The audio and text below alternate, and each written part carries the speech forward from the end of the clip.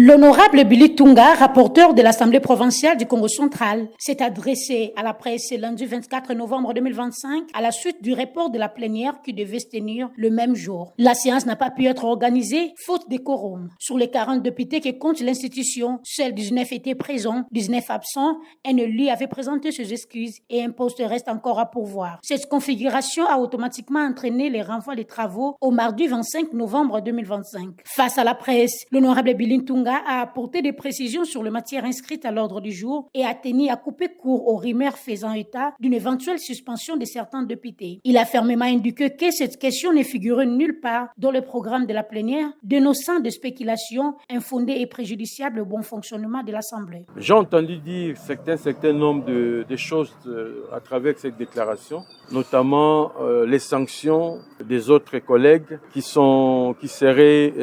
devaient être prononcées aujourd'hui, mais je vous informe, dans le projet d'ordre du jour, il n'était question des sanctions.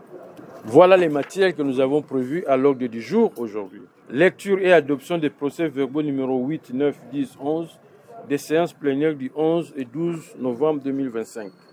Adoption du projet de dit portant reddition des comptes de l'édit budgétaire rectificatif de la province du Congo central, exercice 2023, et présentation et adoption de la proposition de dit fixant les règles de la politique actionnariale de la province dans les entreprises installées au Congo central.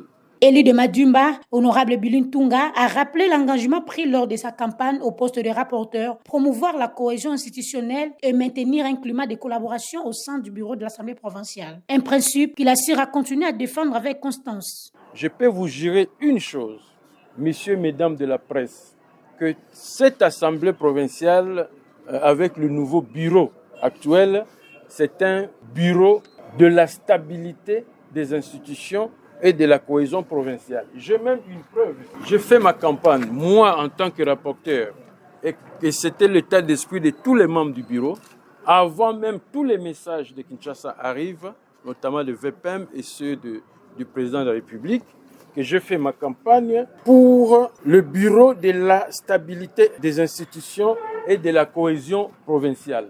Voilà l'état d'esprit aujourd'hui qui anime le nouveau bureau de l'Assemblée.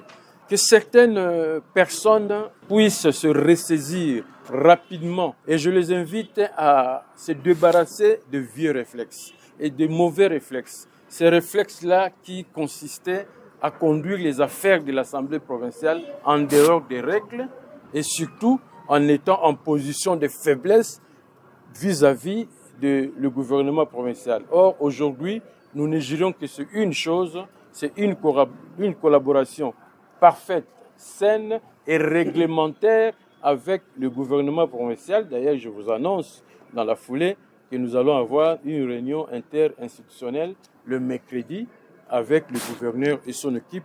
C'est pour chercher la cohésion dans notre province.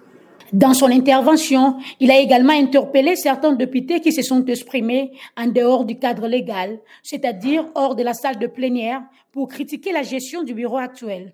Soucieux de préserver l'harmonie, l'honorable Billy Tunga a appelé ses collègues déclarateurs au respect strict du règlement d'ordre intérieur, qualifié par lui de véritable bible parlementaire, indispensable au bon déroulement des travaux et à la stabilité de l'institution. La population ne nous a pas envoyés pour parler dans les cours ou dans les rues. La population nous a envoyés pour parler dans l'Assemblée provinciale, notamment la salle de plénière.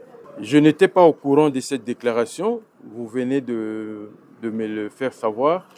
C'est vrai que nous avons remarqué un mouvement pendant que on était dans la salle de plénière pour constater le quorum, et qu'il y avait un certain nombre de collègues qui sont venus faire une déclaration dans la cour de l'Assemblée. C'est d'autant plus regrettable. Regrettable pourquoi? Parce que nous sommes là pour travailler pour la province et pour la République par ricochet. Et quand on vient comme député à l'Assemblée provinciale, il y a un certain nombre de règles qu'il faut respecter. Moi, je pense que cette déclaration dont moi, personnellement, je leur reconnais les droits, peut-être aussi la légitimité s'il faut aller par là. Et ils auraient dû le faire dans la salle de plénière, d'autant plus que c'était un jour de plénière et ils avaient reçu les invitations pour la plénière d'aujourd'hui.